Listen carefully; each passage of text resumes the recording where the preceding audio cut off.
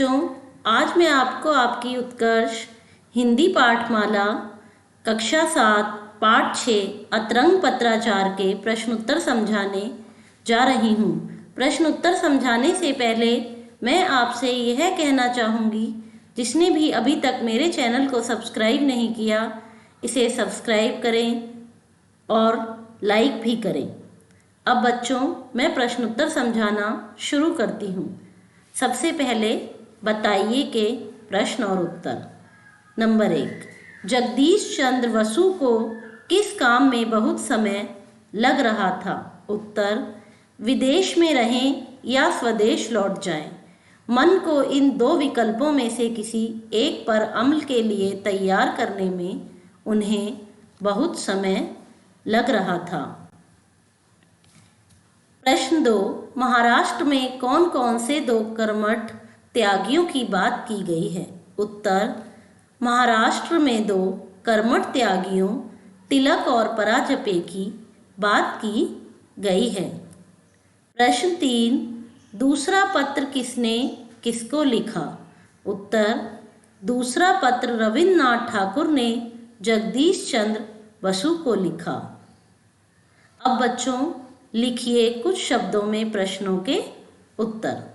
Number 1, पहले पत्र में लेखक क्या पाकर खुश है? उत्तर, पहले पत्र में लेखक रविन्द्रनाथ ठाकुर के पत्र पाकर खुश है। लिखिए कुछ शब्दों में का प्रश्न नंबर 2, बसु के अनुसार अधिकांश लोग क्या करते हैं? उत्तर, बसु के अनुसार अधिकांश लोग अपना बोझ छिटक कर चल देते हैं।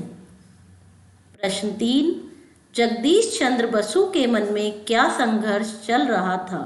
उत्तर, जगदीश चंद्र बसु के मन में यह संघर्ष चल रहा था कि वे इंग्लैंड में रहें या स्वदेश लौट जाए। स्वदेश अपने देश। अब पाठ्यांश को पढ़कर प्रश्नों के उत्तर दीजिए। इन प्रश्नों के उत्तर। प्रश्न नंबर 1, किस मिलन की बात कही जा रही है? उत्तर, अध्यापकों में इस युग की विद्या और पुराने युग के स्वभाव के मिलन की बात कही जा रही है।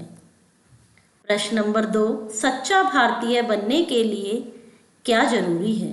उत्तर, सच्चा भारतीय बनने के लिए बचपन से ही सादगी को अपनाना जरूरी है। प्रश्न नंबर 3, दरिद्रता ग्रहण करने का आशय क्या है? इसका मतलब है कि आशय है, मतलब आशय क्या है, अर्थ क्या है? उत्तर, दरिद्रता ग्रहण करने का आशय है कि हम गरीबी को सहजता से स्वीकार नहीं करते। गरीबी में भी सुखी रहा जा सकता है, यह नहीं। अब बच्चों, दूसरा पाठ्यांश है, उसके प्रश्नों के उत्तर। प्रश्न नंबर 1, लेखक के हृदय की मूल अंतर्वेदना क्या है? उत्तर, लेखक के हृदय की मूल अंतर्वेदना भारतवर्ष है। उन्हें स्वदेश अपनी ओर आकर्षित करता है।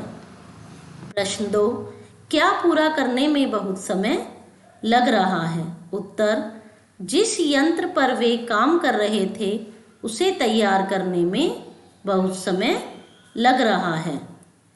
प्रश्न 3, काम पूरा करने के लिए कितना समय चाहिए? उत्तर, काम पूरा करने के लिए 2 वर्ष का समय और चाहिए। अब बच्चों, अधिकतम शब्दों में प्रश्नों के उत्तर। प्रश्न नंबर 1, शांति निकेतन में कैसा विद्यालय खोलने की परिकल्पना की गई है? उसकी क्या विशेषताएं होती? उत्तर, शांति निकेतन में प्राचीन समय के गुरुकुल जैसा विद्यालय खोलने की परिकल्पना की गई। वहाँ अमीर गरीब सब सादगी से रहेंगे। विलासिता वहाँ आसपास भी नहीं दिखाई देगी या दिखेगी। प्रश्न नंबर 2, शांति निकेतन में एक विद्यालय खोलने में क्या अड़चन थी? उत्तर, शांति निकेतन में एक विद्यालय खोलने में यह अड़चन थी, अड़चन का अर्थ होता है रुकावट। यह अड़चन थी कि लेखक को अपने सिद्धांतों के अनुरूप का अर्थ होता है अनुसार अध्यापक नहीं मिल रहे थे। उन्हें तलाश थी ऐसे अध्यापकों की जो प्राचीन शिक्षा पद्धति अपनाकर भी आधुनिक ज्ञान विज्ञान की शिक्षा दे सकें।